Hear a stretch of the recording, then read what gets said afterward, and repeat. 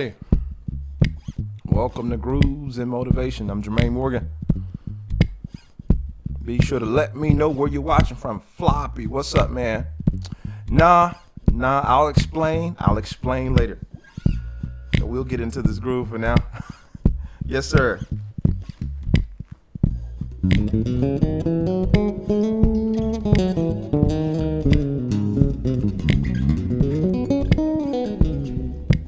Good morning, Kelvin.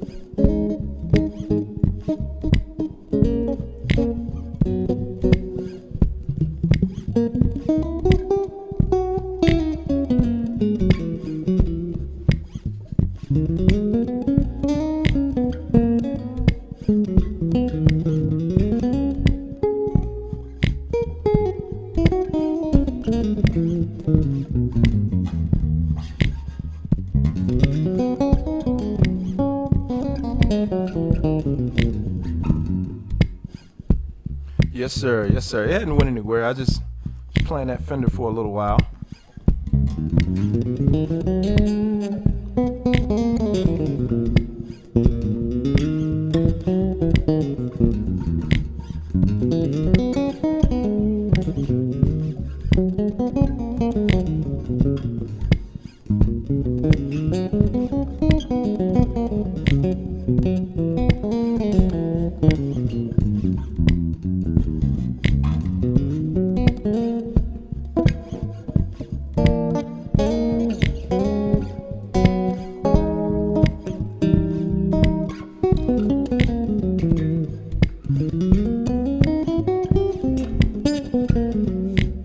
Germany is in the building. Greetings to you. Kay, greetings to you this morning. Greetings to everybody that's watching.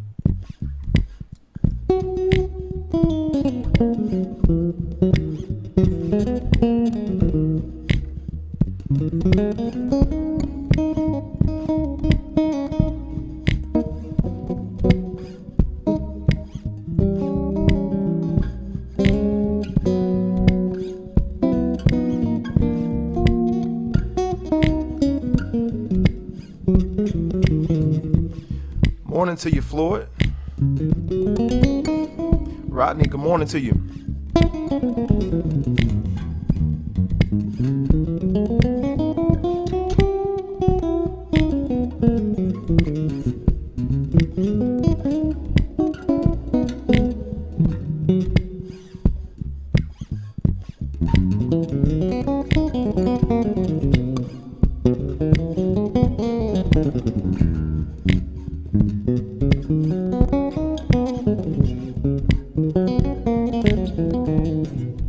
Rescue and revive. Morning to you. Morning, mama. John, good morning to you. Who else is on here this morning? If I hadn't spoke to you already, good morning to you.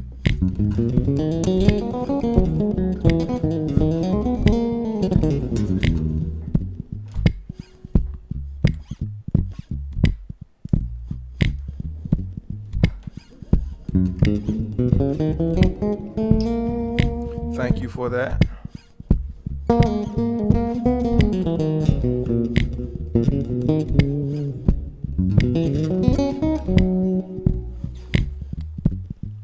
Ghana is in the building this morning. Yeah, be sure to let me know where you're watching from. I always like to see where everybody's watching from first thing in the morning. What time is it there as well? I know if you're in the U.S., if you're in the East Coast, I know exactly what time it is. If you're in the Midwest, I know where you are. But if you're somewhere abroad, I don't have a clue what time it is over there. So, yeah.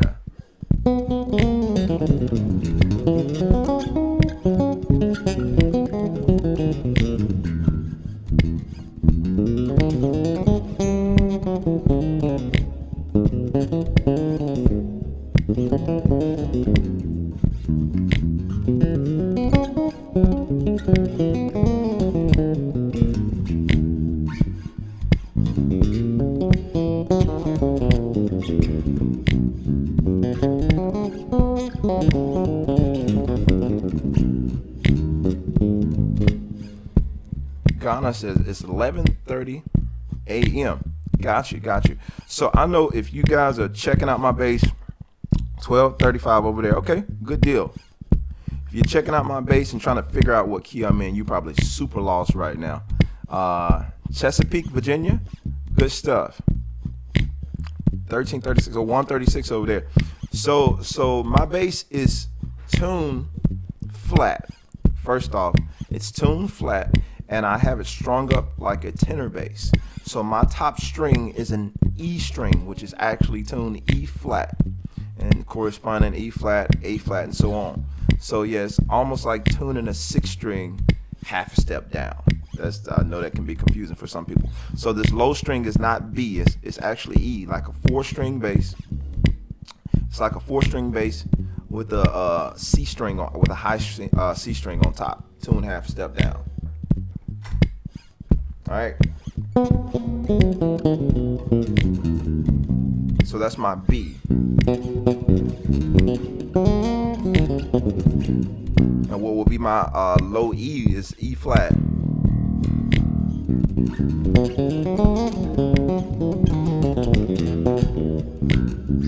It all makes sense a little bit. For me, it makes sense. Hinesville, Fort Stewart, Georgia. Good stuff. What is the goal for tuning like that? Well, it's not necessarily a goal in mind. When you really kind of understand how I normally play, it makes more sense than it sounds like. Right now, it sounds like super complicated.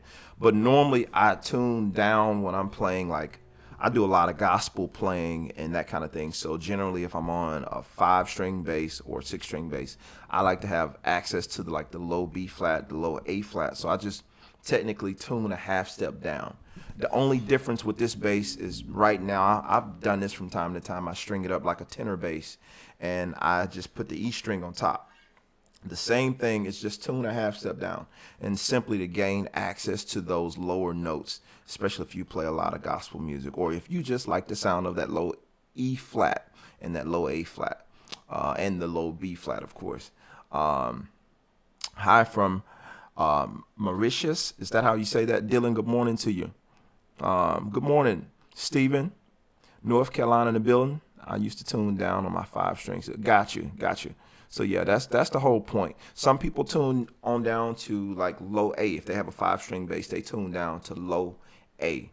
And I think Andrew Goucher does that. I think Daryl Freeman and a number of other players do that as well, and get more lower notes. That's pretty much the idea behind that. But when you have this kind of tenor setup, you just get access with that high C string on top, to be able to play some nicer stuff, in my opinion.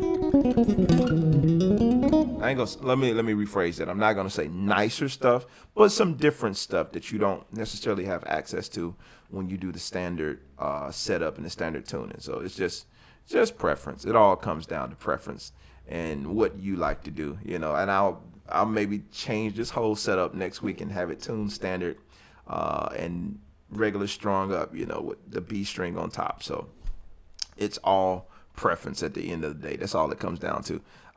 Do you change your strings when converting the 5-string to a 6-string minus the B, or just retune? No. I definitely change the strings. Because I don't want to put that kind of stress on the neck of the bass with trying to tune way, So yeah, I definitely, it probably could handle it, but I don't try that because I don't want to cause any problems. So I definitely change the strings. I go with a lighter gauge string, where normally my 40 is on the top. This is a 30 on the top. So it's like 30, 40, 60, 80, and then 95 at the very top. Whereas I normally have like a 125 at the very top. I have custom gauges. So yeah. Yep. Marcus, good morning to you, man. Good to see you. Well, good to see your icon there. Good morning, Tiffany, if I didn't speak already. Byron.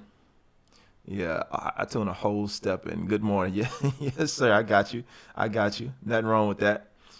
Cameroon is in the building. Danny Bass, good morning to you. So I'll say this before I get too far in because I already had somebody ask me, yo, dude, what happened last week? Nothing happened last week.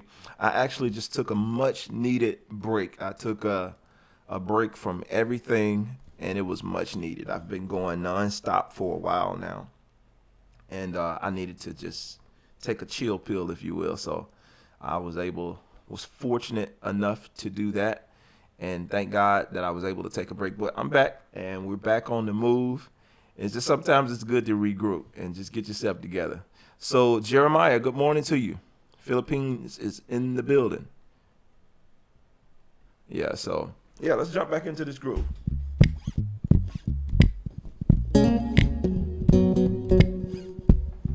Turn it up a little bit for my sake.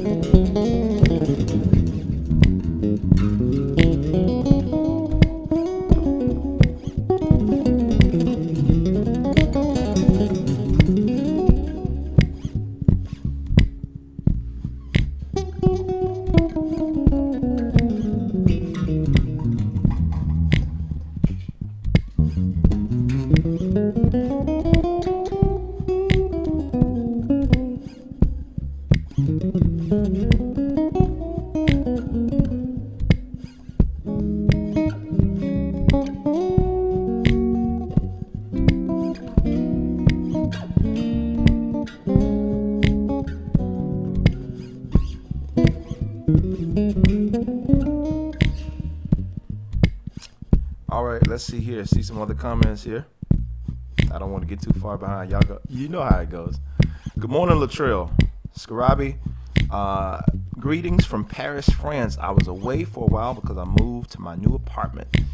The other good news is I'm getting married too very soon. Well, congratulations. Congratulations to you. Glad to hear that. Ain't nothing wrong with that at all. All the way from Africa. Good vibes. Yes, sir. Thank you, Asaph. I appreciate that.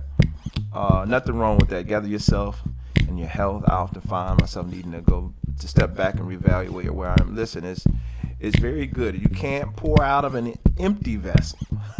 You can't pour out of one that's empty. So sometimes it's good to refill and refuel, if you will. And take care of yourself. Thomas Flood, good morning to you, man. Charles, good morning. Missed you last week, but That tan tells me some self-care time was enjoyed. Absolutely, yeah. You definitely see I'm a little more chocolate this morning. Absolutely. The time was enjoyed. Good to see you, man. Thank you so much. Floppy said, "Well, that's just a poor excuse." He, you know, I'm joking. Good for you, Jermaine. Nothing wrong with that. Well-earned break. Thank you. I appreciate that. Thank you for the permission. I appreciate it. Who is that? Chris said you might have said it earlier, but what pedal or bass brand are you using? Okay, so I'm using. Let me stop this groove here for a second. Yeah, I say it all the time in these lives, but it's okay. I'm using the Digitech Jamman Stereo. I've been using this looper pedal for about 10 years. I also, on my pedal board, I'm using a Hall of Fame 2 reverb by TC Electronic. That gives me that nice, you know, nice echo effect when I'm, you know, playing, so it's not just dry as a cracker. There's nothing wrong with that, but sometimes when I'm playing something more melodic over a melody or something, it just kind of adds to me a little bit more butter to it.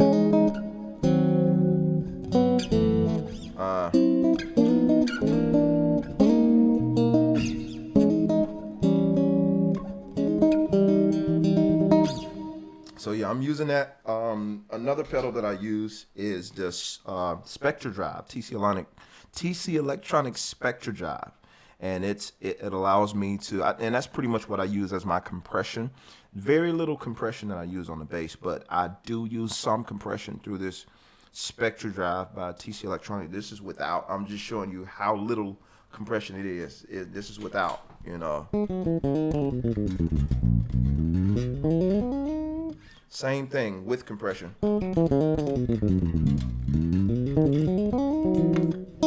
It's very subtle, but it makes a difference when I'm recording. It controls the parameters for the most part, so that if I do start digging in, I get a little bit more aggressive, because I have the tendency to do that. It's a little bit more controlled. It's contained a little bit more.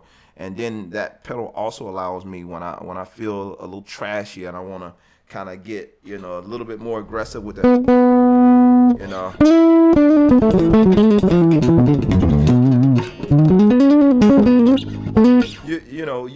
It sounds better coming through an amp as opposed to coming directly through this interface right now. But it allows me to kind of get a little dirty with the tone if I want to get just a little bit more grit and attitude to it. And I also use this TC Electronic Alter Ego. It's a delay. And yeah.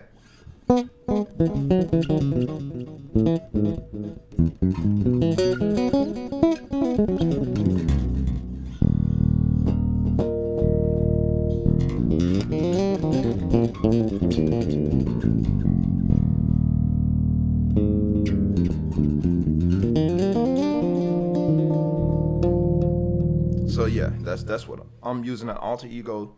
And the only other thing that's here is the MXR envelope filter that I use.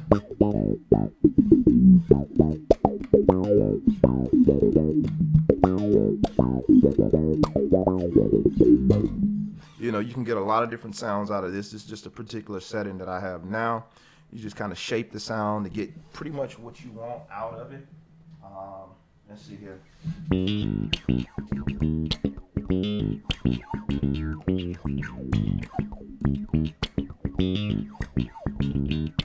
You know, you can just play with that particular sound. I like that sound because I can get a lot of versatility out of it. I don't really have this bass set right now for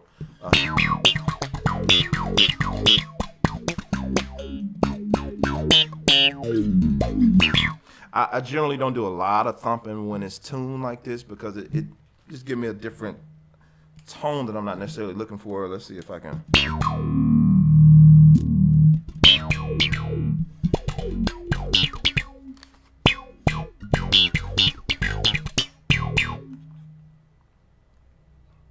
I don't know how it sounds there, but it sounds really thin because I'm not running it through the amp right now.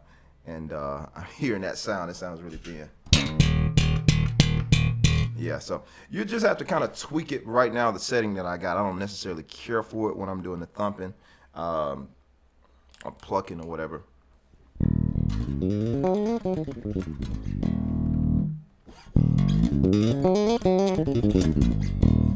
Yeah, so that's pretty much a run through of the pedals that I'm using right now. I have a Corona Chorus by TC, a lot of TC pedals. I have a Corona Chorus that I'm not, it's on the board, but I'm not using it right now. It's just a simple chorus pedal, but it's a really nice tone. I've used it a lot. D Love, he says, "You're wonderful, bro. Send me your email address." My email address, you can send me any emails at jermaine@jermainemorgan.net. You can send me your emails there. Chuck's Chris, is that how you say that? Absolutely, man. Andrew and Andre, I'm sorry. Good morning to you, man. Yes, sir. I had to take me a quick break last week, but I'm back. Good morning, bro. Byron says it sounds good. I appreciate that, dude. Thank you. And so I'm running a different setup this morning because I wanted you to hear the bass a little bit more clear. I haven't been completely satisfied with the clarity of how you guys have been hearing the bass in the past few broadcasts and that kind of thing. So Chris Brazier, I think I missed what you said there. Hi from Scotland. I'm currently up here visiting my family. How are you doing? Sound great today, man. Thank you, man. I'm great. I'm great. That's so cool. Scotland, never been there. Would love to go there at some point. Yeah, everybody's telling Scribe congratulations. Yeah, man, that's some great stuff. That's some great stuff. Getting married. South Africa is in the building. I think we had somebody else from South Africa this morning, I think, already, Rowan, but good to have you here. Glad that you're here. So, yeah, we have to jump. Let me jump a little bit more into this groove, and we'll see where it goes.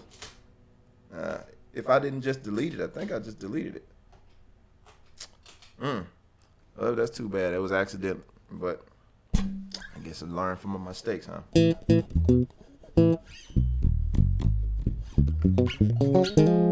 So somebody says, Byron says, what kind of brand strings do you use? Byron, I can tell you just now getting here. You hadn't been around too long. I use SIT strings. It's all good. I use SIT strings. Great question. The actual brand that I use is the Power SIT, but the actual ones is the Power Wound. They are the nickel strings. And these are extra light gauges that I use. I use the custom gauge, but these are the ones that I use. I had been giving away strings. The reason why I said that, Byron, I had been doing a string giveaway over the past month or two. I was giving away strings, and I was giving away the Rock Brights by SIT. I think it was the Rock Brights by SIT strings. Let's see here. Yep, it was the Rock Brights that I was giving away by SIT. And the other ones that I gave away a while back, what was the name of those strings? The Foundations. Yeah, that was a cool string by TC. Not TC. I'm all over the place. SIT. I'm sorry, guys. SIT strings. I was giving away the Foundations and the Rock Brights a while back. We were doing a giveaway. So, those are the strings that I've been using probably for about 10 years now. Before those strings, I think I was regularly using Diodario, but I just kind of made myself at home with the SIT strings, and I've been there ever since. So, yeah, I've been using those for about 10 years. Indonesia is in the building. Even Tobing, good morning to you. A truly international gathering today. I'm telling you, everybody is in here. That's cool. Do you ever use stainless steel? Yeah, I have used stainless steel. I think these. I like this. I like the nickel, the way they feel to my hands.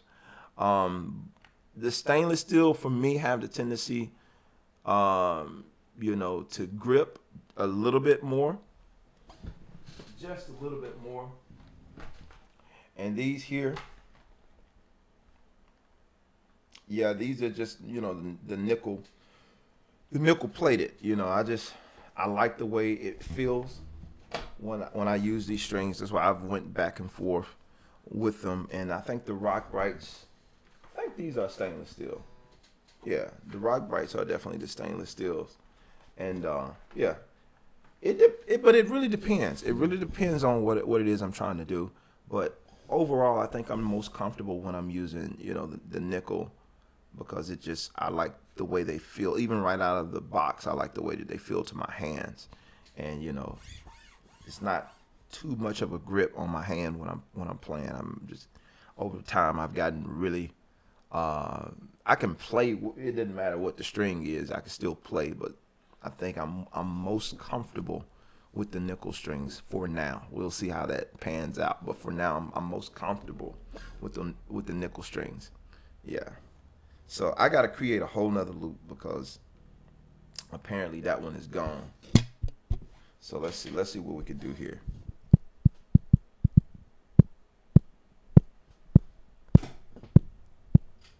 Let's see what we got.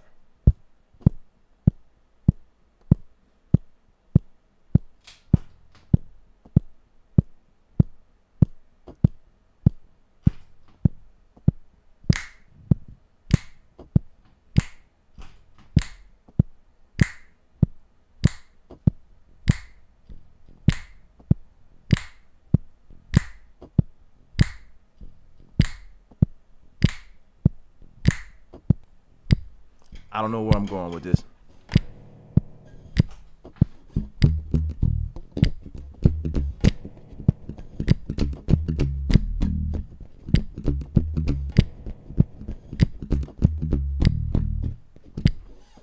Not feeling that.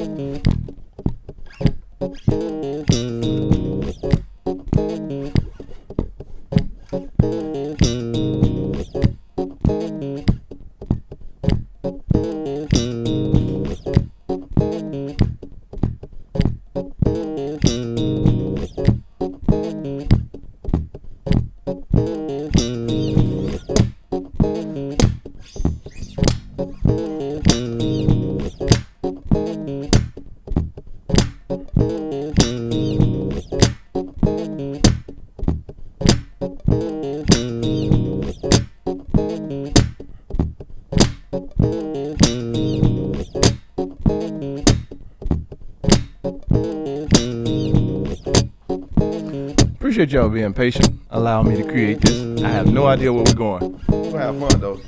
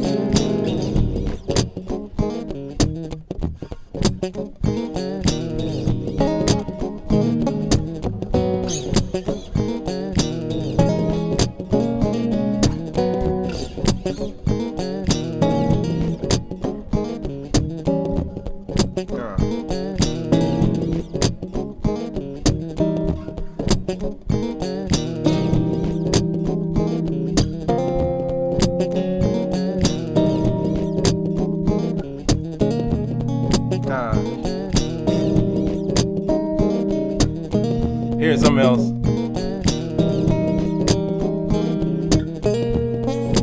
Creating some tension.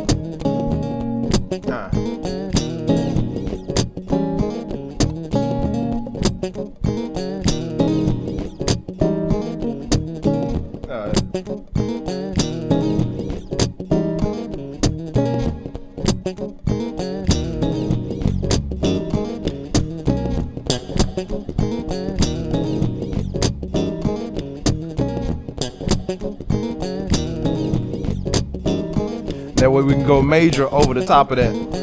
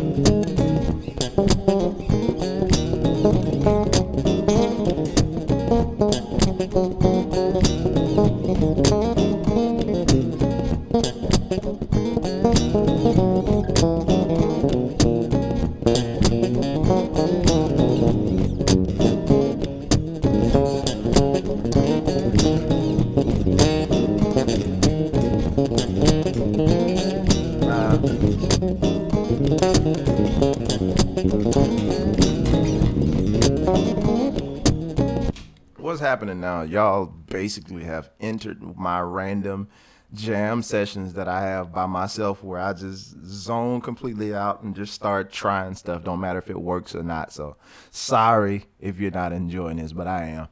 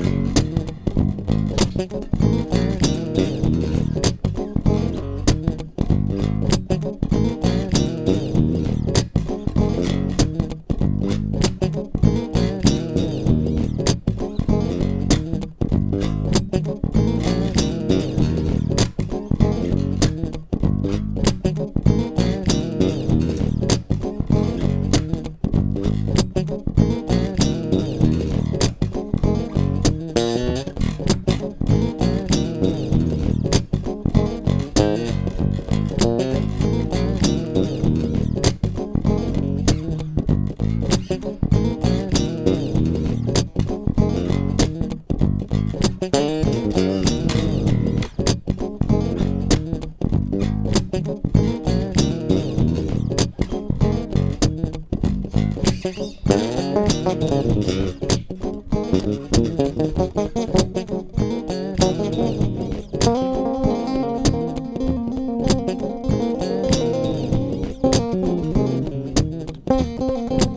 get in trouble, Floppy.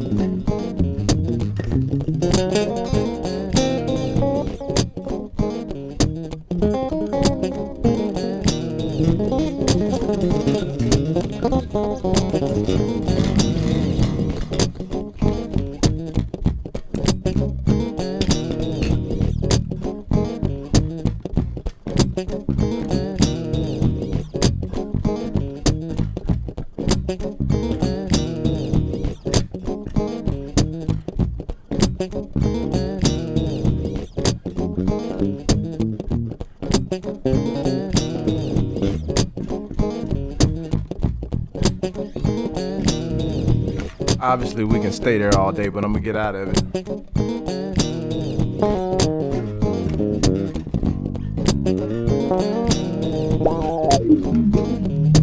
Or am I?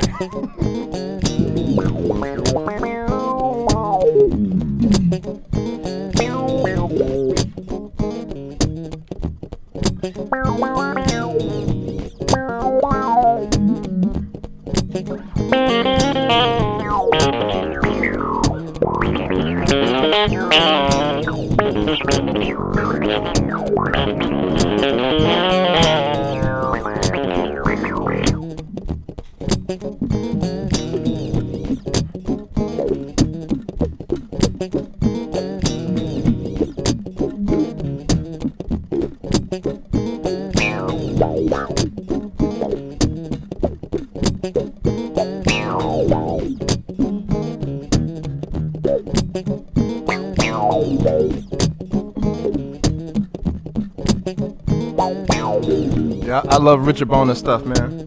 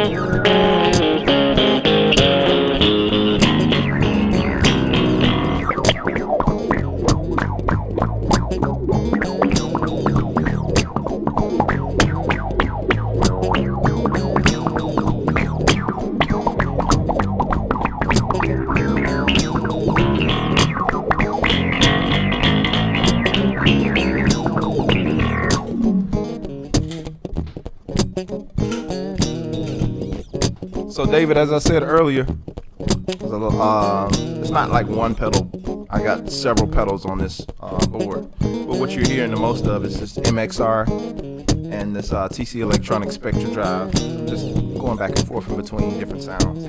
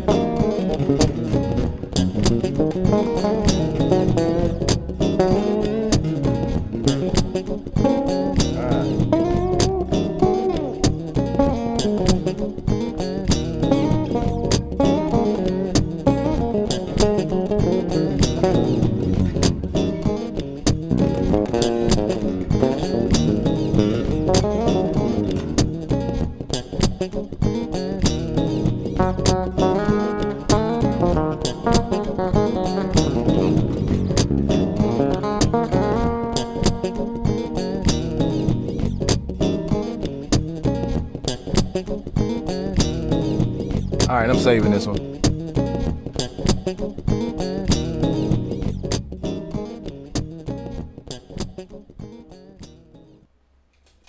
All right, thank y'all so much for joining me this morning. I'm gonna go back to some of these questions that I missed like 13 minutes ago. I don't know how long I've been playing this groove now. So let's go back. All right, so I missed a whole bunch of stuff. Sorry, guys. Somebody said you should name this C3 verbata. No, vertebra. Okay, sorry, because that's what I'm gonna need to be replaced at the bottom of my head. Yes, sir, Doc. I must admit. Let me go back. I'm trying to see where I stopped at. All right, so you guys started coming as soon as I started this groove. Wow, I missed that many comments. I'm sorry, guys. All right, I remember seeing this one. Chat Perry said, what are your influences, man? Where do we start? I'm not going to go through all of them, but that's a lot of people. I mean, from my family to local people who most of you will never have heard of to, to Victor Wooten's, those people, Marcus Miller and all of the greats. But, I think majority of my influence initially came from local heroes, people that I saw around me growing up. My mom actually played bass. I don't know if she's still on here, but she played bass first. My brother, I was always kind of challenged by watching him play. And my uncle played guitar. I learned a lot from watching my uncle. My dad played guitar a little. So, it was a lot of people locally that initially inspired me to play. And as I started to grow, because I didn't start out playing bass. For you guys that don't know, I try to move through this quickly, but I didn't start out playing bass. I started playing guitar. So a lot of guitar players initially inspired me. Again, a lot of the local guys. Then I started hearing really, really good bass players as I started coming up. People like Chris Parks from Tupelo, Mississippi, George Parks, younger cats close to my age that were ridiculous on this instrument. And I wasn't really playing it like that. So I started getting inspired. Then I met a guy, Nate Holloman, who just blew my mind and introduced me to Victor Wooten and Otil Burbridge and all of these different cats. And so the journey began, the whole love for bass play. I was intrigued by it at first, but once I heard all of these people and heard all the stuff you can do on bass guitar, I was like, okay, all right, this is a whole nother world out here. And then, of course, your Darryl Freemans and your gospel greats like Andrew Goucher and so on. So there's a lot of people. So when you ask that question, I'm constantly being influenced by people that I hear. Not so much to the point to where I'm trying to play everything that I hear anymore. I think I've gotten to the point where I get inspired by things, but I'm still more embracing my own sound and what I'm hearing in my head as opposed to trying to repeat or regurgitate something I heard somebody else do. Now, don't get me wrong. If somebody plays something really sweet, of course, we want to try to figure out what they did. But for the most part, I've learned my way of learning, and that's pretty much getting in touch with my own self, what I'm hearing in my head, figuring out the why behind why someone did something rather than trying to play exactly what they did. Yeah, so yeah, I've been influenced by a lot of people, to say the least. If you couldn't play bass anymore, I missed a whole bunch of stuff. I'm sorry. All right. So Chet Perry says, how many basses is too many? You can never have enough basses. Great content, brother. I'm trying to practice while watching. Got you. So Sagiri says, have you ever tried out elixir strings? If so, what is your opinion of it? I have never tried elixir strings to my knowledge. not, knowingly playing a bass with those strings on it. But so I couldn't give you an honest review about those strings. David Summers, if you couldn't play bass anymore, what would you do? If I couldn't play bass, now if you say bass specifically, are you referring to music or just bass in general, like just only the bass? If I couldn't play bass, I'm probably gonna try to get sweet on these drums or get better on this guitar and this keyboard, something else. And of course, the other thing with using my voice, speaking, that's something that I've grown to really appreciate, something that I got in trouble for a lot when I was young. I used to get in trouble for talking all the time. But I've learned to use that and to encourage people by it. I realized it was a gift when I thought early on, like, man, I'm just getting in trouble for this all the time. So there are other things that over my time, I've learned that I do really well. So if music was off the table, it would be a big blow to me. But I think I've made a good bit of contributions given what the skill set I've been given. So I've tried to use it to the best of my ability and make a contribution with it. So there's something that if for any reason, God forbid, I wasn't able to play tomorrow, I think I've made a great enough contribution that should last, that should outlive me. And so looking at what I've done, I wouldn't be bitter about the fact that I can't do it anymore. I think I'm saying that without being in that situation. I know for me, I love to play. I love to do it. So that's a hard one. But, I think if we make enough contributions with the gift that we've been given, when that time comes that we can't do it anymore, it seems like it wouldn't hurt as bad because you gave it all. You gave everything you had. You didn't worry about whose level you weren't on or if someone didn't think you were their favorite player or something like that. But you gave enough contributions with what you had and what you had to work with that you don't feel regret, afterwards. After said, and I know it's a little bit more than what you asked, but that's my comeback to that. Rodney, thank you so much, man. Charles said, well, that escalated quickly. You're one of the greats of our time right now. I'm so happy right now. Thank you, Rodney, man. I'm completely humbled by that. I can name other greats that I would consider that are quote unquote the greats right now. But if that's your humble opinion, I respect it and I thank you so much for that. Love the fact that you enjoy playing these as much as we do watching them. Sounds great. I appreciate that, Floppy, and Floppy's already gone. This sounds like something that should be played on the last Friday movie coming out. Yes, sir. Go ahead and put in a call for me. Tell them to go ahead and, put that on there. Thomas Flood says, I'm blown away by your creativity. Awesome job, Jermaine. Thank you, Thomas, if you're still here. Marcus, I appreciate it, man. Anthony, good morning to you. Sagiri, I know most of you guys might be gone by now, but thank you for coming. That lick was awesome. I appreciate it. I don't know what you're talking about, but thank you.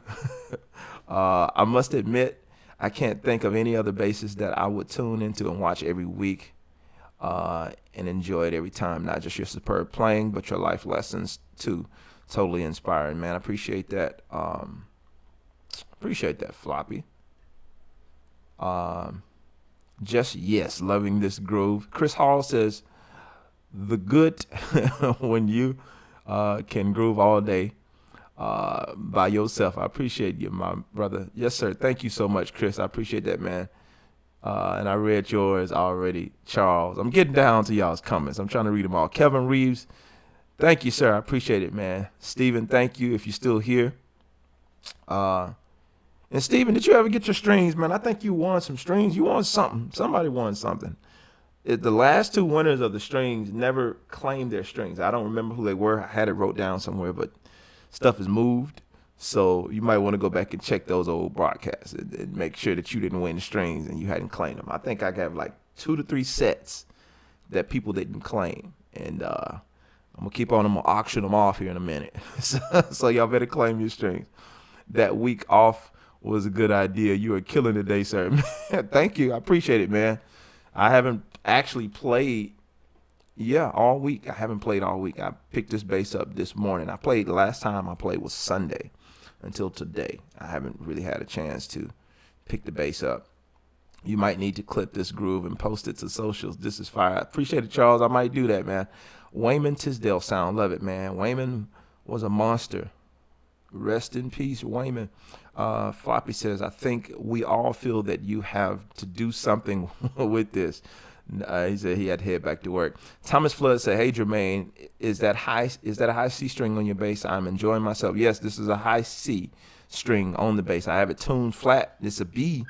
It's tuned to a B, but it indeed is a high C string. So, yeah. Tiffany says, I wish I could have my bass out, but jamming with you vocally. I got you. She said, okay, you sing it too? I was making noise over here. Floyd says, enjoying every second. There is no way for a bass player not to enjoy a good groove, man. You got to enjoy a good groove. Loic, hello from Madagascar.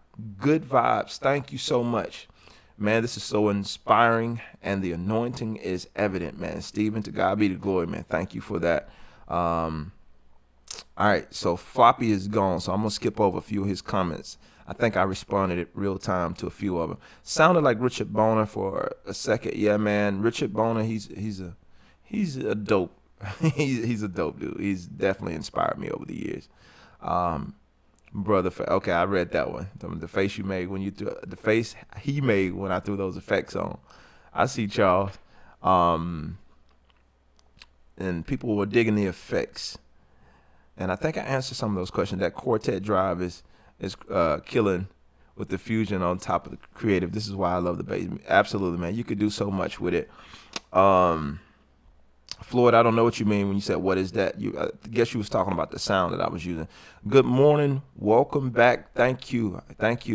Angel. God bless you, sir. Chat Perry. Anybody you'd like to study with? Skeet Curtis really impressed me. Parliament Funkadelic concerts back in the day. I got you. At this point, there are people I wouldn't mind working with. I wouldn't mind, studying. You asked the question you asked for studying. Of course, the greats. I would love to go back and study the greats, the people that I consider great, even the ones who are still with us, like Victor Wooten. Marcus Miller, Stanley Clark, all of those cats.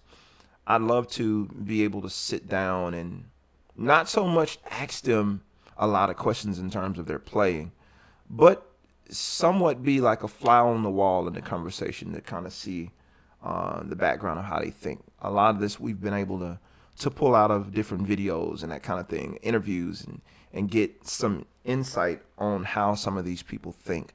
But to be able to kind of sit in a room and watch them create is probably where I'm coming from. To see their process. As a producer, it's always interesting to watch other producers' processes. And that's the thing I think I'm more interested in, rather than, hey, man, how did you play that lick? Because I can figure out a lick, but I'm interested to see, okay, how do you put stuff together? What's your process? How do you go at it? What are you thinking when you're putting things together as a whole? So I would probably be coming more so from that perspective in terms of trying to understand people's process, and not necessarily understand it, but to kind of be a fly on the wall, so to speak, while people create, just to see their process, see how different it is from mine, or how similar it is, those kind of things. Alan Michael said, that's an amazing take. Thank you so much, man. You have influenced me and have inspired me to go to the next level. Keep it up. Thank you so much. The directoress, I really appreciate that. Emmanuel, do you play in church these days? If yes, where can I hear you? Right now, I'm not playing at a church. I'm doing more consulting with churches and with ministries. One in particular, I'm consulting with a church in Alabama, Refresh Family Church in Alabama. I've been consulting with them lately. But as far as playing, I'm not playing at a church right now. I haven't been doing that. I kind of took a sabbatical from doing the full-time church musician thing. I've been doing that since I was like 12, 13 years old. So not saying I won't do it again, but I'm doing more of the helping to improve the bands and helping to improve the musicians. So for instance, if any of you guys are interested, shameless plug, that's what I do. I do more consulting work with helping your band, coming in and doing clinics, doing workshops and that type of thing with different groups, with different bands, and helping you to get your team up to par, seeing kind of where the weak areas are in your team and kind of helping you guys come up with strategies to work through those things. So if there's something you're interested in, be sure to send me or have your worship director or your whoever to send me an email, Jermaine@jermainemorgan.net. That's pretty much what I do. So I've stepped away from playing all the time in terms of church and do more of the consulting, so to speak. So yeah. Kabbalah says, you are more a maple guy or a rosewood guy when it comes to the neck. Actually, I'm more of a ebony guy, ebony fretboard. Maple is cool. It's cool. You know, the versatility and everything. I know you see these maple necks around here, but in all actuality, I'm more of a ebony guy. I really, really dig the ebony fretboard. I've kind of over time gravitated more towards that. I do like the purple heart neck, but I just think overall, I think the ebony speaks with the way that I play and the sound and tones that I like to hear. I gravitate more towards the ebony sound. All right. Angel says, I'm playing in a baseball field this weekend. Any advice on sound consistency? I will be connected to the front of the house, but may have in-ears on. I got you. Well, I mean, the biggest thing is to make sure that, you know, your suite coming in your ears, and you might have to roll off of your lows maybe a little bit. It's hard for me to say without being there and hearing your sound. The biggest thing is that's going to be on your sound, man. As long as if you have in-ears on and you're sounding pretty sweet in your in-ears, your stage volume, depending on how big the stage is, you know, that's always a factor. Sometimes people don't want you to go crazy with your stage volume. Sometimes you can get away with a lot of stage volume, but ultimately it's going to be on the sound guy to make sure that you sound good, you know, for the most part. As long as you have a nice EQ on your bass. I haven't had to do much tweaking to my sound when I played large venues, you know, just trying to make sure that it's not too boomy. But oftentimes, if it's a good sound system or if you're playing a baseball stadium, I would hope that they have good sound and that kind of thing. But generally, if there's a good sound tech that's there, they can kind of help you and tell you, hey, it's coming, you know, ask them, you know, because they'll be able to kind of better tell you what they're hearing, because you can't leave your bass and go, unless you put on a loop or something. I've done that before where I've played a loop where I loop my bass and I go stand out front and I listen, and maybe I go make tweaks after listening, because other than that, you're not really going to hear yourself. So you kind of relying on everybody else to give you feedback. So that would be my advice to you. Kind of ask people who are there, ask your bandmates to go stand out while you play and ask them if they can hear everything clear when you're playing. You might have to boost your mids to cut a little bit, but again, all of this is my opinion, not being in that environment. It could be a number of things that could be in play, and you have to adjust accordingly. So the best thing to do is kind of, you know, figure it out once you get there and just adjust accordingly. To make sure that your sound is cutting the way that it needs to cut. But the biggest thing is having somebody that you trust to give you some real-time feedback on what they're hearing. All right. That's my opinion, Angel. So Chet Perry says, thank you, sir. No problem. Yeah, it was weird, but a tasty type of sound. It didn't sound like bass, but it sounded good. I can't truly explain it. I got you. I think you was hearing the difference between this MXR envelope filter, and I was mixing it with that Spectra drive, that overdrive from that Spectra drive. So, and then not to mention I'm playing up an octave with this bass. So for some people, it's like, man, you're way up that fretboard too far. But yeah, I was having fun. So y'all will be all right. Y'all will be all right. Y'all ain't gonna take my joy from me. All right. So Keaton says, I'm currently looking for a bass. I play for my church and just enjoy picking the bass up every now and then. I want a 5-string, and I'm open to any brand, any leads. $1,100 max. Keaton, there are tons of basses that you can play, but I recently did a review. I don't know what you prefer, but I recently did a review. If I can adjust myself on this bass right here. This is bass total is about $1,100.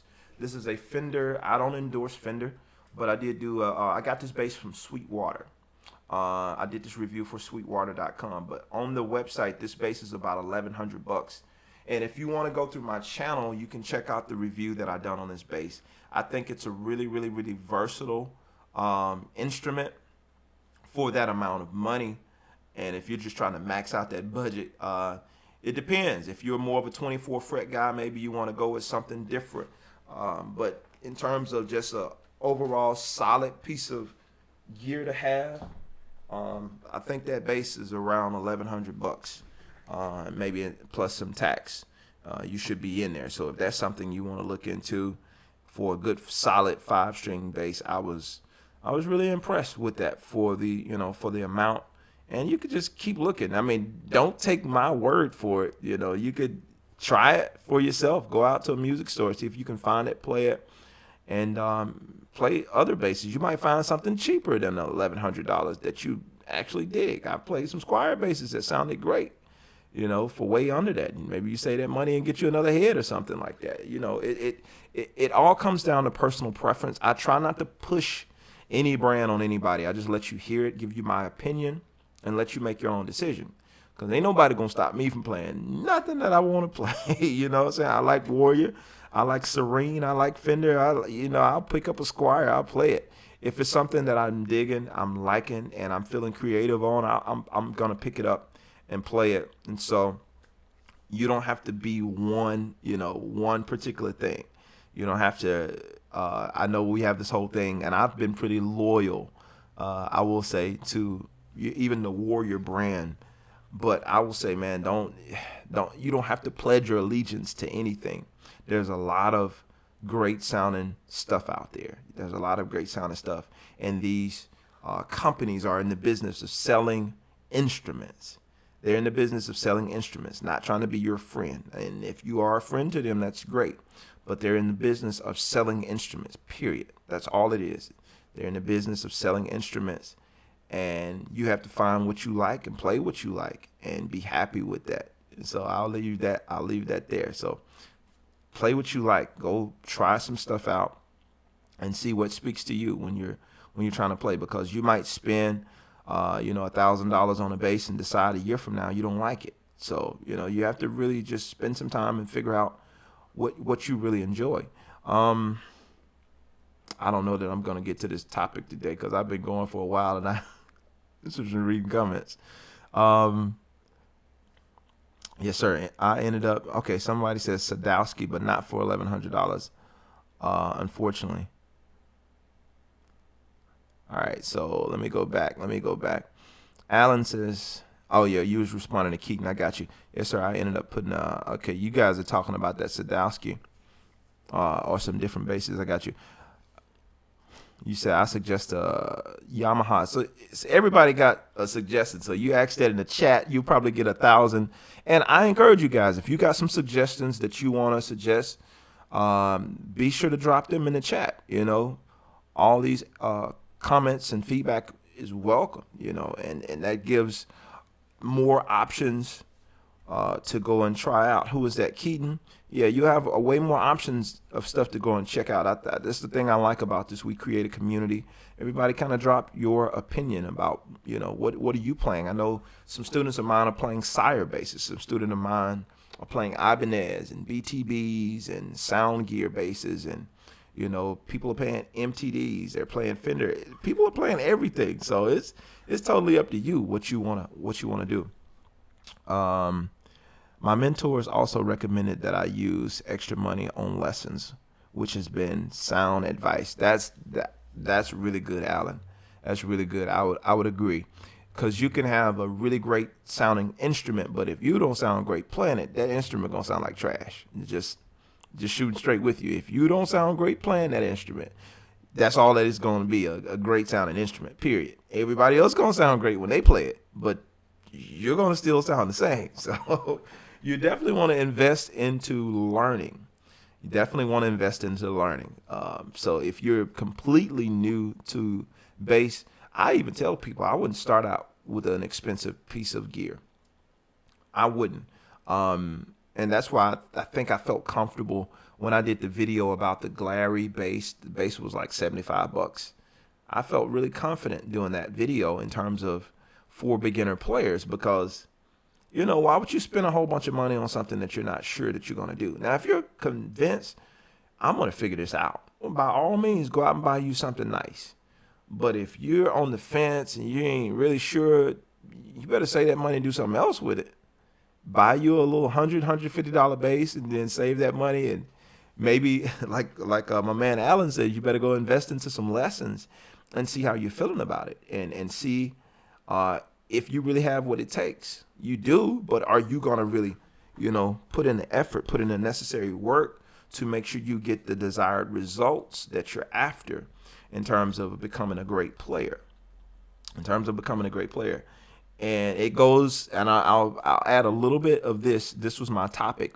What do you believe? It goes with your belief concerning what you believe about your playing. A great segue, by the way. What do you believe about what you're trying to do?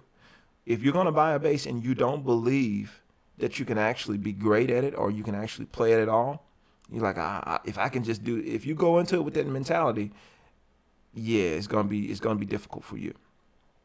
How much should he practice?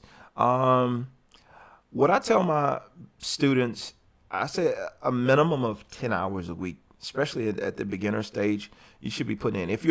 They say it takes like 10,000 hours to master something.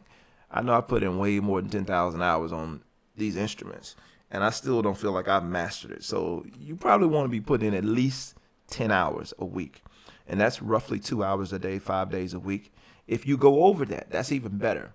But what I recommend for students, you need to at least put in, and this is something I think I was told in college when I was playing tuba, you need to put in, a minimum of 10 hours a week, roughly 2 hours a day at minimum. And I understand people have a life, you have jobs, but if there's something that you want to do and you take it seriously, you put in the work, you put in the necessary work because you want the results.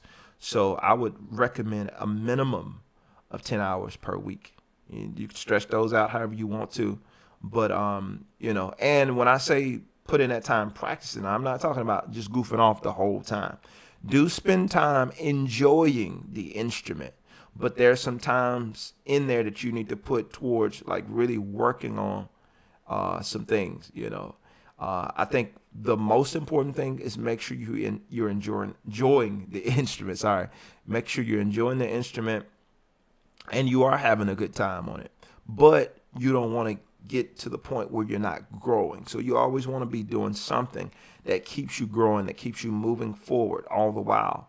Because, we can have a good time, and once you figure out one or two bass lines and jam them, but you don't want to get stuck there. You want to see measurable progress in a reasonable amount of time. So make sure that you're being a little bit more structured. The more you start figuring out, start structuring it out a little bit more, just so you can kind of learn your way around. I mean, we have the thing about the music being a language, and I really agree a lot with Victor Wooten's philosophy concerning that, with being able to sit down with the instrument and just kind of figure it out rather than having a whole bunch of rules thrown at you. But at the same time, I do think just like the kids, at some point you have to start teaching them the alphabet. You have to start teaching them how to put better sentences together. At some point, if you sit down and you listen to people play and you pick up as much as you can, you're going to figure out a little bit. But the more you can start throwing in there and start pushing yourself, you're going to be able to better put sentences together. What is it? Go potty. Try to think of some the baby terms my kids would use. Wawa. It's like, do you want some water? I want some water. That's a little bit more clear as you get older, because the more you mature on that instrument, your sentences, the things you say, should make a little bit more sense. Because if you've been playing for X amount of years and you still sound like you're at beginner level, that means you're not progressing. So you want to make reasonable progress in a measurable amount of time, or well, measurable progress rather, in a reasonable amount of time. All right. So let's go back here.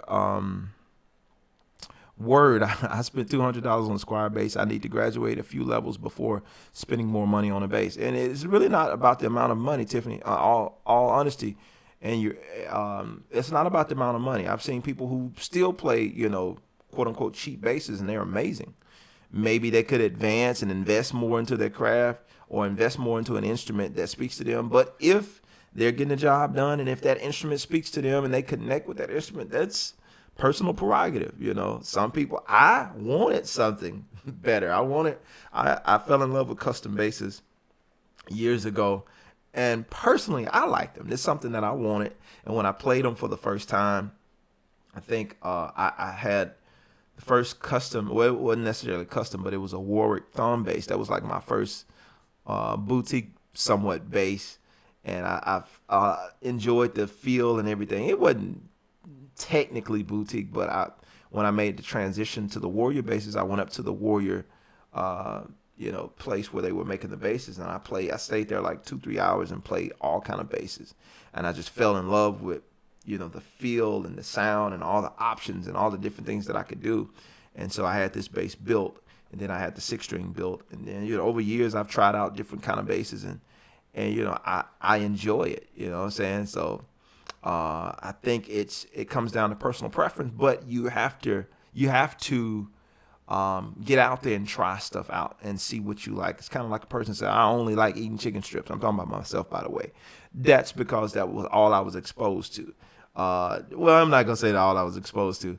When I would go places, that's all I ordered. I like chicken strips. And I would always look for that on the menu. It didn't matter what they had. I would be looking for chicken tenders or something like that. That was my go-to thing, because I know the consistency is hard to mess up chicken strips. Like, you can find them anywhere, and most of the time they're pretty good. And I wouldn't risk wasting my money on something that wasn't good, because I already knew this is going to be pretty good. If you got this on the menu, I'm not going to lose. And some of us take that mentality when it comes to playing, or when it comes to trying new things in our playing. It's like, we know this works for us, so we're going to always go to that. But when you do that, you limit yourself to other things that might be great, other things that might be good, other things that might inspire you. It's like I started trying these other foods, and it's like, oh, wait a minute. It's got a little different little thing on it. All right, I might like that. Let me try this right. You know what I'm saying? So I started trying other things, and I come to find out, oh, there were other dishes that I liked as well. So you might find that as a musician, when it comes to trying out different styles of music, when it comes to trying out different instruments, you might find there are things that, oh man, this kind of speaks to me. I didn't really think that I would like this, but I actually do. So you find these things out as you go, as you begin to explore these other options. So I encourage you to do that. I really encourage you to do that. My first bass, Miss J says, my first bass was a Fender Jazz 4-string. Sweet. Alan, so I'm a keyboardist and so passionate about the bass. You said you're so passionate about the bass. I can play by ear, and I can't unsee the fretboard as a keyboard. Okay, I see what you're saying. You can't unsee it as a keyboard. I feel like it's slowing my ability to master the fretboard. Any tips? First off, don't say you can't. Don't say you can't unsee it. The biggest thing for me that helped me to grow, I feel like, on the bass, when I stopped comparing it to the guitar, if that makes any sense. Now, it was a difficult process for me, because it's almost like I wiped the slate clean, and I started approaching this bass with respect for what it was. This is a bass guitar, period. It's not a lead guitar. They have similarities, but it's not a guitar. And so my growth happened when I started approaching this instrument exactly for what it was. And I began to advance as a bass player. And then later on, someone told me, hey, man, if you take and apply the stuff you know from these other instruments to that instrument, you're going to be something special. And so I took that advice, and I started applying things I knew from guitar and from keyboard, my understanding of chords, my understanding from the drums, of rhythm and timing and all that kind of stuff. I started applying it to the stuff that I was learning as a bass player, as opposed to being a keyboard player that's playing bass, or being a guitar player that's playing bass. It's like, as a bass player, I started applying these things that I knew from these other instruments. But I came to this instrument like with a clean slate, with respect for what it is. This is a bass guitar, so I had to respect it for what it is. And, you know, once I started incorporating the other things I knew, but with respect that this is a bass guitar, it helped me to kind of, you know, really start making some headway or start really getting somewhere in my playing because I respected the instrument for what it was. So you gotta, when you come off the keyboard, turn that off for a minute and say, no, I'm a bass player now. When I'm on this bass, I'm a bass player, and approach it as such. And if there's any information you can pull from the keys that will help you, by all means use that. But don't look at it like a keyboard, because it's not. You got a lot of similarities. There are a lot of things you can do like a keyboard player, but this is not a keyboard. This is a bass. Same thing. This is not a that's not a bass. I'm pointing at my guitar back there. You see this bass here, but I'm pointing at my guitar. That's a guitar. So when I sit down on a guitar, I don't try to think like a bass player. I can understand what a bass player probably would do, but I think like a guitar player when I'm playing the guitar. When I'm playing the drums, I'm trying to think like a drummer. Now, the flip side of that is once you get to the point where you're pretty confident, now you can start thinking like these other instruments. All right, what would a keyboard player do here? And now you could do these things, but if you start in the early stages trying to think like a keyboard player on a bass, it's going to make it difficult for you because you're not thinking like a bass player. You have to think like a bass player first to understand and respect that instrument for what it is. And then we start adding that other stuff after we respect it for what it is. It's like you don't start out making a strawberry cake. I don't know nothing about baking, but I'm pretty sure you don't start chopping up strawberries immediately once you're making a strawberry cake and start putting them together before you it's like you make the cake first, and then you add all the other stuff, all the other ingredients around the mix after you've got the foundation established. I know there's a bad analogy, but hey, that's all I got. But my thing is, you establish the foundation first. Foundation is always first. And then we add the extra stuff once that foundation is established, because once we have a solid foundation, then we can start adding all the rest of the stuff and you know, kind of moving out from, you know, the norm. Alan says, I can easily memorize shapes, but I get so lost placing where the notes land on the fretboard. It's just going to take time. It's just going to take time to do that. Miss J says, then when I went to Schecter Custom for a beautiful bass, and now I have a 5-string Ibanez as well. Sweet. Bernard, good morning to you. All right, so looking that up now, chat. Okay, good. You guys have helped a lot with the basses. All right, y'all are talking to one another, so I'm not going to read through all those comments. Alan, good morning to you, man. Great advice. Wish I had done that when I tried to learn another instrument. It's why I got stuck on the keyboard. Yeah. You have to. And I didn't realize that's what I was doing when I was learning to play these other instruments. It's like I turned my brain off from one instrument to the next. I just turned my brain off, I think, and it really helped me. It really served me well in the long run. Good advice. You first have to think as a bass player. On point, sir. Thank you, Miss J. I appreciate it. Listen, guys, again, the topic for today is what do you believe? We didn't get to that topic much at all, but it's all good. We had some good talk. I think we had some good conversation, and that's the important thing. I think a lot of you guys have walked away or will walk away from this live with some really, really good information that you can use, not just from me, but from some of the comments that was given. And I appreciate you guys who've been adding to the comments, adding to the conversation, and helping and sharing in this community that we have here for Grooves and Motivation. We want to encourage, inspire as many people as we can with this. And do me a favor, if you haven't subscribed to this channel, be sure to do that. Go ahead and hit that like button for this video so it can be found by more people like you. I want to be able to encourage and inspire as many people as possible. There's a lot of bass players out there in this world who are looking to improve. There are a lot of musicians who are kind of looking for more and more direction as they progress throughout their musical journey. Just for the sake of consistency, there are a lot of people who don't know this, but I am an author as well.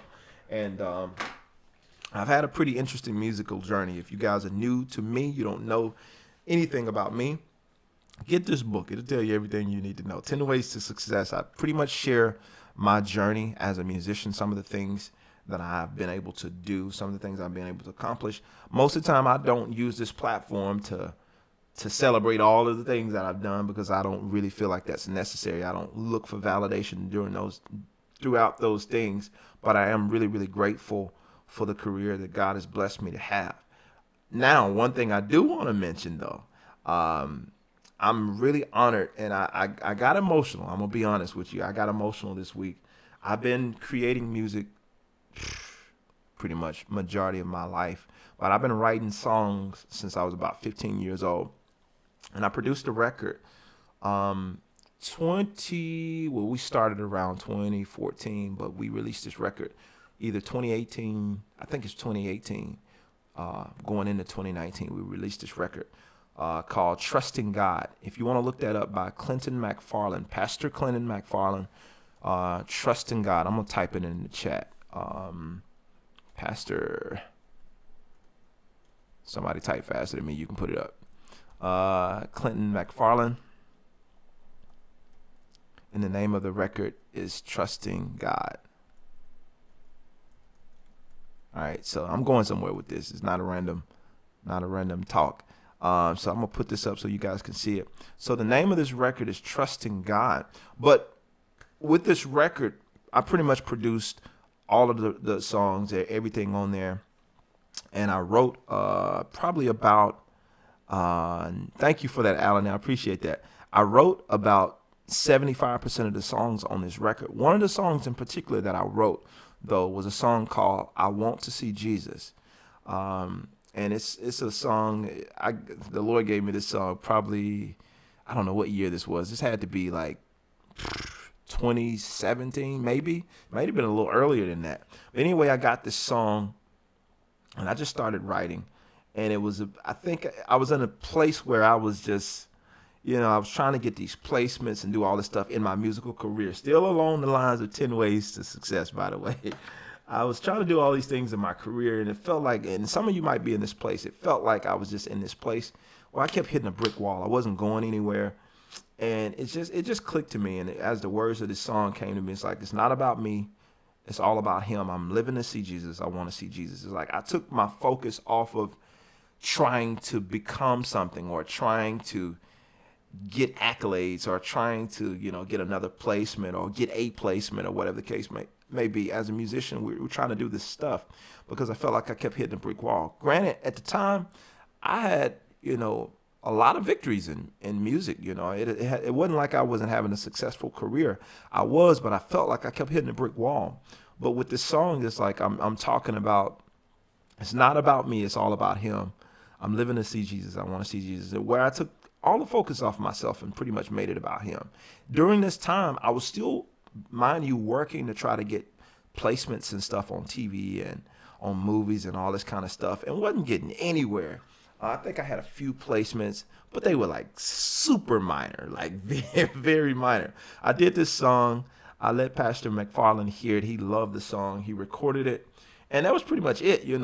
Obviously he hired me to produce this record. And so I was paid to do this job, to produce the record for him. He used my songs and I was good. I'm like, he did an amazing job with the song. My friend Zeke Listenby helped me to produce the vocals for that song and several others on this record. And I was really happy about how everything turned out. And I was good. It's like moving on to the next thing. But to the point, recently, a movie just released, and I don't know if you guys seen it. I don't know if you watch Christian films, but a movie released recently called My Brother's Keeper. I don't know if any of you guys have seen that movie starring T.C. Stallings. I'll put it in the chat as well. My Brother's Keeper. It's T.C. Stallings, Keisha Knight Pulliam, Joey Lawrence, and several other actors that kind of work in the Christian scene, the Christian movie scene. But anyway, they ended up using that particular song, I Want to See Jesus. They ended up using that song in the movie. And I'm like, yo. So I don't want to give too much of the movie away, but my wife and I, the movie's been out for a little while now, but my wife and I sat and we watched the movie. It's on Amazon Prime. You can buy it at Walmart and pretty much anywhere you can find the movie. Um, it's a major motion picture. So I finally watched the movie. I've been seeing they've been using the song in the trailers for the movie as they've been talking about the movie. It got put on the back burner because of COVID. It's supposed to have been out last year, but it got put on the back burner. But I've been hearing the song in the trailer. It was like, all right, cool, man. They're using the song. It's really dope. And I just kind of got over it. But I watched it the other night, and this is for somebody. So if you're still with me, just hang tight. I'm going to get to one point.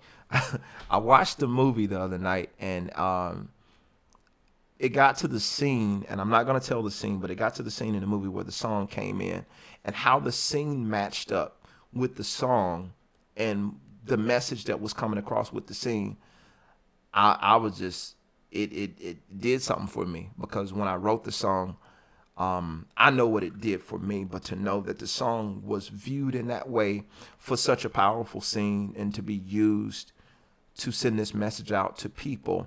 The movie, I'll say this much, the movie is about a soldier suffering from PTSD.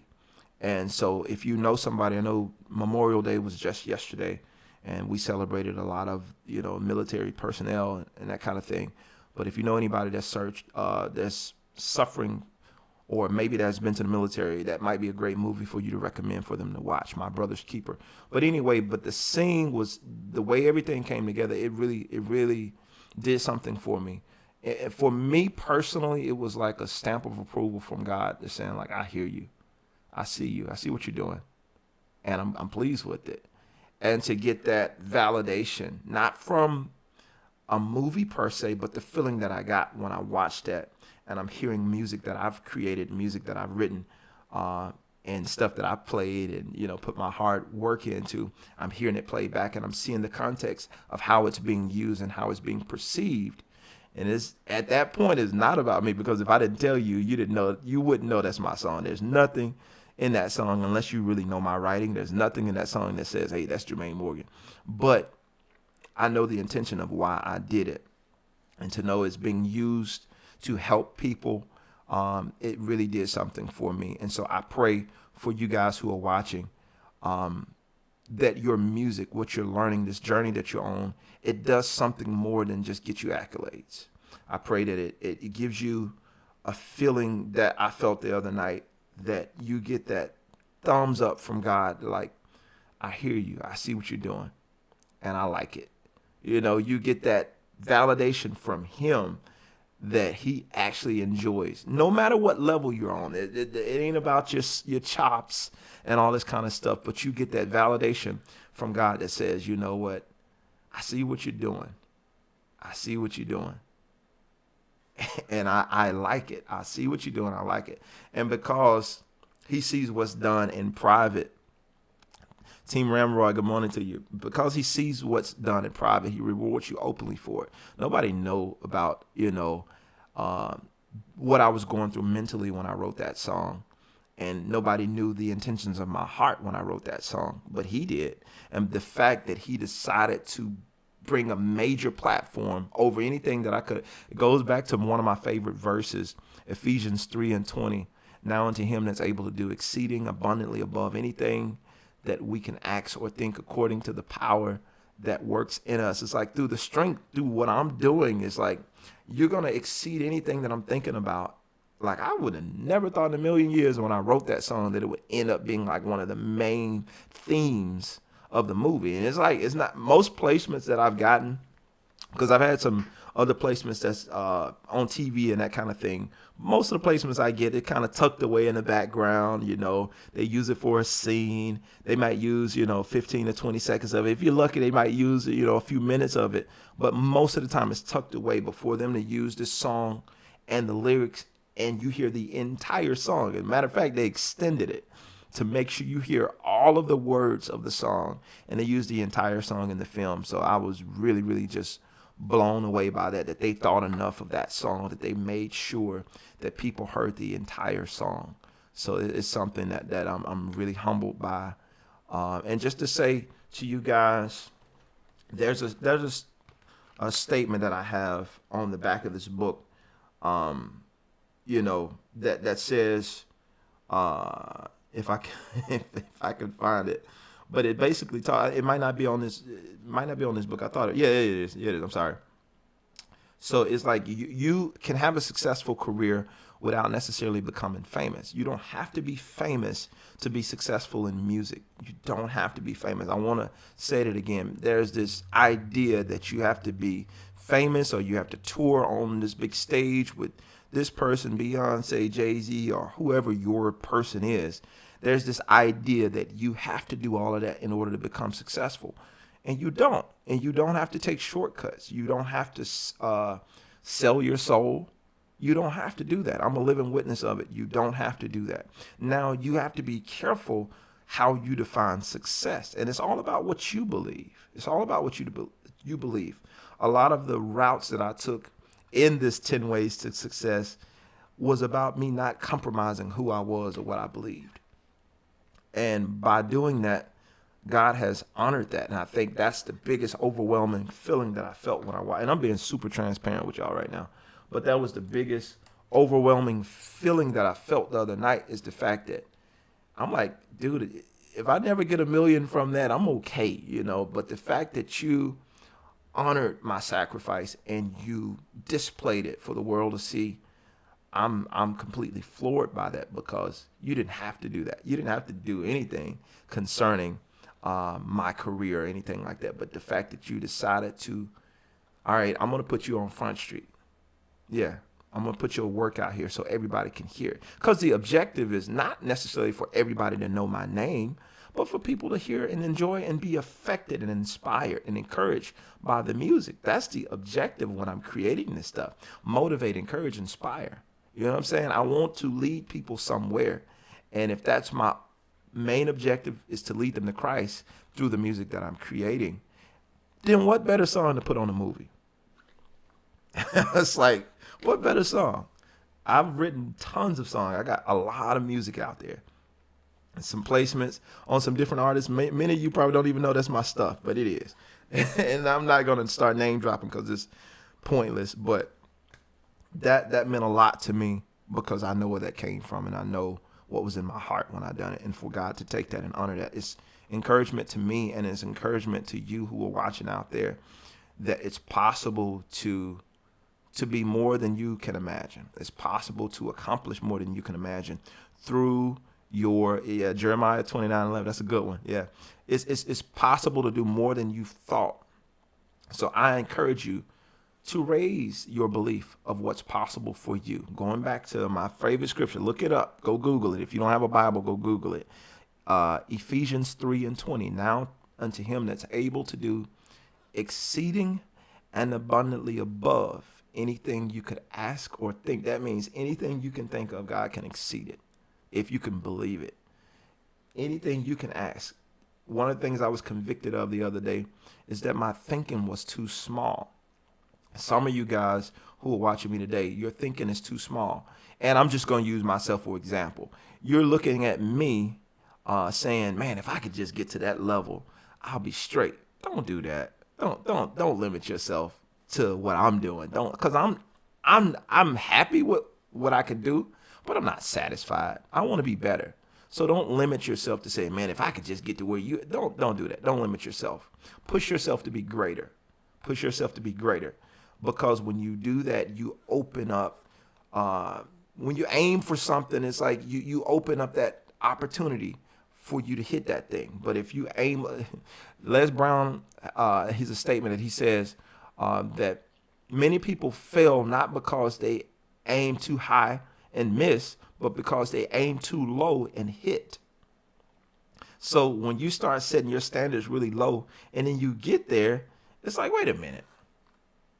I should have went for, you should have went for something way bigger than that, because it was possible. It was available to you, but you didn't see it because you're looking at the wrong thing, and you're looking at yourself from your current state. You're looking at yourself from your current state. And oftentimes your current state doesn't reveal your full potential. So you have to make sure that you view yourself from the full potential that you have, and don't limit yourself to what you see, because what you see is limited. You can't see yourself in your current state. You got to look at yourself as you could be. Like, I believe I could be just a greater musician as this person or that person or whatever. It's like, I believe I can be that great, and strive for that. Strive for excellence. Strive for excellence. Right? All right. So let me go back into a few of these comments.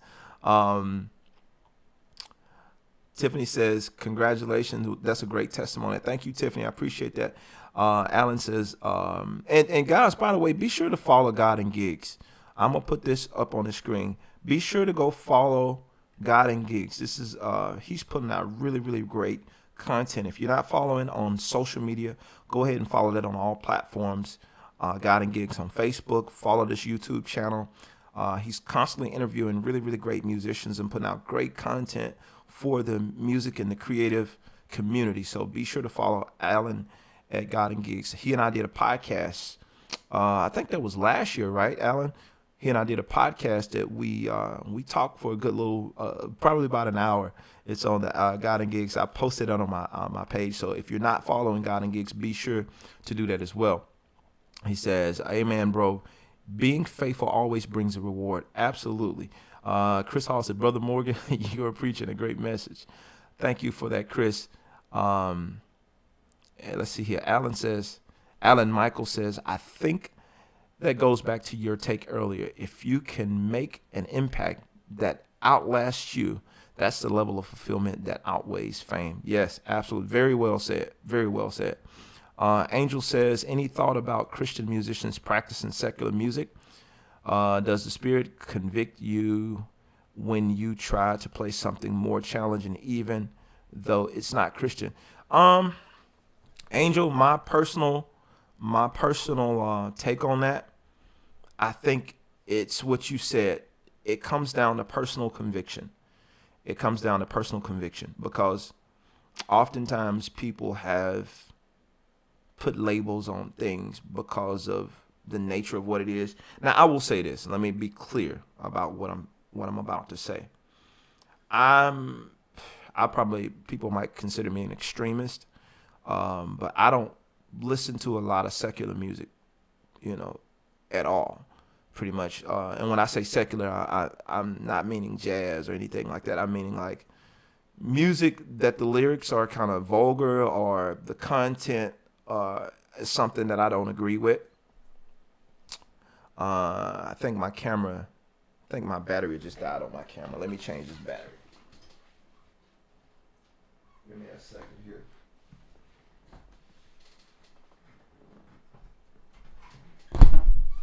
Give me a second. I apologize, guys. I think my camera just died.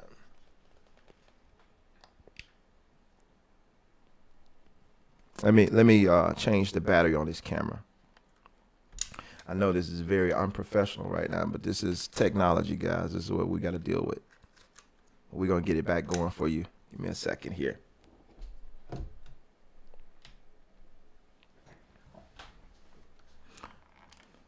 There we go. All right. So what I was saying, in my humble opinion, I think that it comes down to personal conviction. There are certain things I don't listen to because I'm aware, as a person who pours out, this stuff gets into your spirit. And whether you know it or not, subconsciously is placing things in your spirit. And those things, after a while, will start to come out. They'll start to ooze out. What you feed yourself, you're gonna digest it in some form or fashion. So if I'm always taking in negativity, and not only we can dumb it down to just music, but I don't even watch the news like that. Just being honest, I don't even watch the news. Once I started realizing how the news was affecting me, how I thought, I stopped watching it. I mean, just to be honest, I'm on social media, so chances are y'all gonna tell me what's going on. It ain't like I'm gonna be in the dark about anything. I've turned the news off probably 5-6 years ago, and I ain't missed out on nothing. I know everything. I know everything that's going on. And you start to find out how many of these things you don't need, and there are some songs that I've learned for the sake of, a gig or something like that. And that's pretty much if I had to play some music, because there's some jazz or some smooth jazz gigs that I play with different artists that require me to learn certain music. And because I'm a musician, I learn the music. But as far as casually listening to it. I don't really listen to secular music like that. And the other thing, I have kids, and I want to be careful about guarding their ears. I don't want to introduce them to something prematurely that causes them to fall or to struggle because I'm having a good time.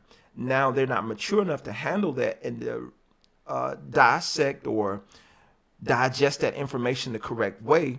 And so now they end up using this information and it's affecting them in a negative way. Now they're doing things that they shouldn't be doing prematurely because I allowed them to hear something that they should have never heard because I didn't protect them as their father. I didn't protect them from certain things. It's like after a certain point, I understand they're going to do what they want to do anyway. But as long as they're under my care, I'm responsible for the environment that I create for my family. That's my personal. Now, all of this, you don't have to agree with it.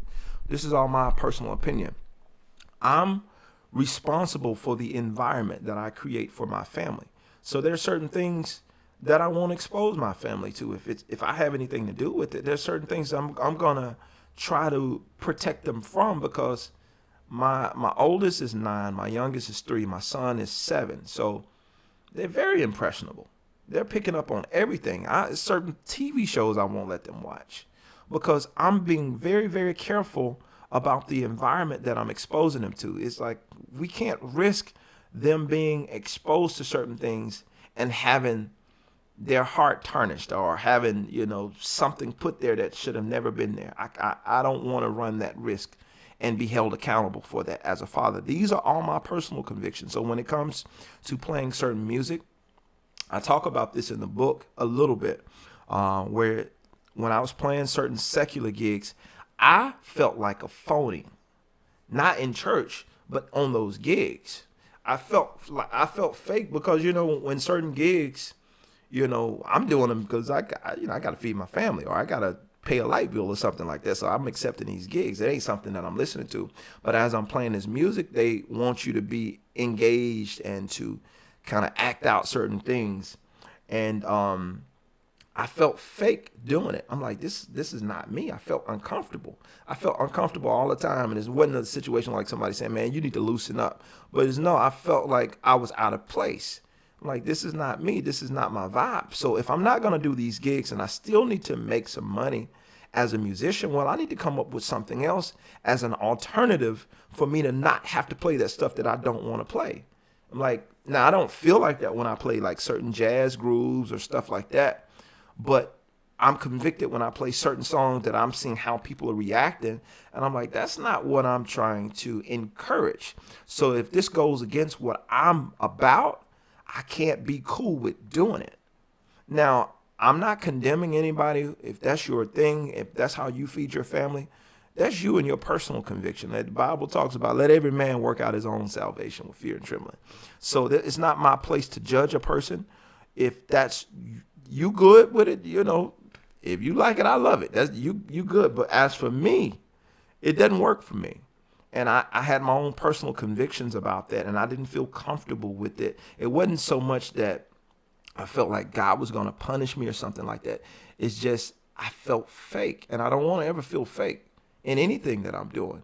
And I'm like, I feel fake. I feel like I'm, putting on a show. I don't want to conform to something that I'm trying to fight against. If I'm a man and I'm trying to fight against, or I'm a married man and I'm trying to stay faithful to my wife, and this environment is encouraging me to not be faithful to my wife, then that environment is toxic for me. And I got to get out of that environment because it's not encouraging me to do the thing that I'm about. It's encouraging me to do the opposite. And you can't war between two opinions. One of them is going to win. And the one that is stronger is going to win. And if you're not stronger than that opinion that you're warring against, guess what's going to happen? Eventually, over time, something is going to win. And again, everybody has their own opinion about this, but this is just my own personal take from my own personal convictions. I know music affects me in certain ways. When I hear it, I'm very, very sensitive to what I hear. There's certain songs, they ain't saying nothing about God. They ain't saying nothing. There's no words. Matter of fact, there's some songs by the Yellow Jackets, like jazz songs that I heard. And man, it's like some songs, it's like you almost go into straight worship. Maybe somebody could, you know, understand what I'm saying from a musical perspective, but there's songs like I can listen to them. I'm like, man, it feels like worship. And I don't mean like some old demonic stuff, but I'm like, I literally can sense praises to God in this music. There's a song by Marcus Miller. I love this song called Preacher's Kid. When I first heard that song almost brought me to tears. And it's like you could feel and hear the emotion in that song. So it's like different music affects you in different ways, and you can hear people's heart. And I think the intentions of the heart are always going to come through the music. So if the intention of the heart is something that's negative, you're going to feel that eventually. You're going to feel it. You're going to feel it coming through the music. So all that being said, I'm sorry, it is a long, long answer because that's a loaded question for me. But you have to be sure what the intention of that music is. When you're listening to that stuff, be sure what you're listening to and guard your spirit, because you're going to have to fight something. It's going to come back up.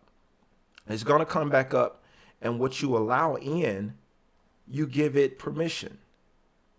So if you find yourself fighting thoughts, if you're a married person and you're finding yourself fighting thoughts of infidelity and that kind of thing, or if you're a single person and you're fighting thoughts of fornication and stepping outside of whatever, you're fighting these thoughts, look at the things you're feeding yourself. Because the only way you can be stronger is to exercise. Or the only way you can be healthy is to eat right and do the things necessary to keep your body healthy. So what about the spirit and the mind? So the only way you can be healthy in that is be sure that you're giving yourself the right tools and the right food, the right nourishment, the right nutrition to produce the type of thoughts that you want. So if you're not mining or like being aware of what you're bringing in, you could have some poison in it that you don't know about. You can have some infection that's down in there that you can't see. You got to get you a little spiritual MRI to see where that infection is, because you can't see it on the surface. But little by little, it's deteriorating and you can't tell. You can't tell until it's too late. So my advice to you is be careful. I'm not condemning anything, but be careful what you open yourself up to. Because if it's the wrong thing, then you're going to fight it. I don't need no extra help fighting nothing. So I'm really, really careful. I'm not saying I don't listen to anything, but I'm really, really careful of what I expose myself to willfully. I'm really careful of what I expose myself to, because I don't want to become desensitized to the point that I'm not aware that I've changed. I'm not aware that I've changed. And let me say this for the musicians, the church musicians that are watching me. At this point, I'm almost at 2 hours. It is what it is. But one of the things I noticed when I walked away from playing at a ministry that I've been serving at for 12 years, and it's nothing negative towards the ministry or anything like this, but one of the things that I noticed, and I got by myself and I was able to see myself, I realized once I started trying to, get back in sync with God, I realized how much I had drifted away. And I didn't know it. I was still reading my Bible. I was still praying. I was still worshiping. I was still doing all this stuff. But connect-wise, I had drifted. I had drifted way off from God, because I had started letting the opinions of other people affect how I see things. Like a lot of negativity had been coming. A lot of negativity had been coming my way. And I was always processing stuff through a negative lens. And I didn't realize that, but I was still going through all the motions of being in church and doing all the church musician stuff, learning all the songs, doing all the stuff, playing the shout music, doing all the things. But I didn't realize how far I had started drifting away. But when I got back in here in my studio and I started really seeking God for myself, and I started getting on my face, prostrating myself before God, like literally laying out, praying, talking to God, I started seeing myself, and he started showing me in areas where I had drifted. That didn't mean I was living in sin and doing all these. No, it wasn't none of that. But the connection and being able to hear him clearly, I wasn't hearing him as clear as I should, because my mind was too crowded by the things that I had let in that were toxic to me. And I had to cut off those things that were toxic, because they had started to poison me and started to poison the way that I think. And they were starting to affect what I believe. They were affecting my faith. And I didn't know it. I wasn't even aware of it. I was just going through the motion. We good. going through the motion, and had no idea that I had been negatively affected by the things that were going on, by the things that I was hearing, by the things that I was willfully allowing to happen, by the conversations I was having, by the people that I was associating with, the negative folks, church folks that was negative, was affecting me in negative ways, and I didn't know it.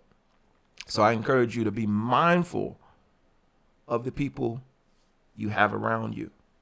Be mindful of the people you let in your ear. Be mindful of the company that you keep. Because all these different things, all these different people, they're either pulling you up or they're pulling you down. I'll stop there. Alan Paul says, one of my favorite verses as well, God is almost obligating himself to exceed our expectations. That's great, man. I love that. Thomas Bass, always inspiring, Jermaine. Love how you put Jesus first. Absolutely, man. I got no choice. He spared me. I ain't gonna, I got a testimony. I'll tell y'all one day, but I have no choice. I have no choice. Hi, Jermaine, and everyone. Hope you're doing well. I am well. Thank you. I appreciate that. Latrell said that's a word. Yep. One of our best episodes ever. I'm way behind in these comments. Latrell said needed that. Chet says contemporary hip hop is an abomination. I got no comment. Team Ram, preach Jermaine, speak that truth. Chet agreed. I don't own the television. Best decision ever. Love the way Trent put it. You must know what you're called to. Absolutely. Absolutely. That's true. Wallace says that's true. Yes, music is universal, Alan. Man, I just heard that one. So beautiful. And he was clear spirit-led when he composed that song. I think you're talking about Marcus Miller, the preacher's son, I'm sorry. Team Rammer. And y'all if you get time, go check out this song, Preacher's Kid.